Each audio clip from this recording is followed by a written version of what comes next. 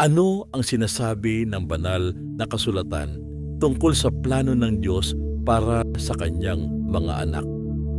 Pakinggan natin ang sinabi sa Jeremias 29:11, sapagkat batid kong lubos ang mga plano ko para sa inyo, mga planong hindi ninyo ikakasama, kundi para sa inyong ikabubuti. Ito'y mga planong magdudulot sa inyo ng kinabukasang punong-puno ng pag-asa.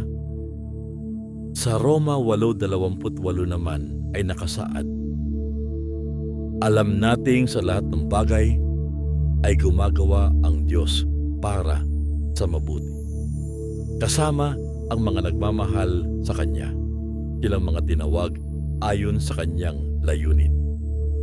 Unang Korinto 2:9, subalit tulad ng nasusulat, hindi pa nakikita ng mata o naririnig ng tainga, ni hindi pa sumasagi sa isip ng tao ang mga inihanda ng Diyos para sa mga umiibig sa Kanya.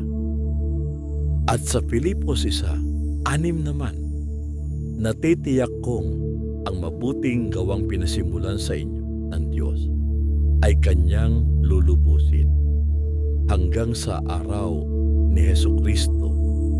Ito ang ilan lamang sa nasasaad sa banal na kasulatan patungkol sa plano ng Diyos para sa kanyang mga anak.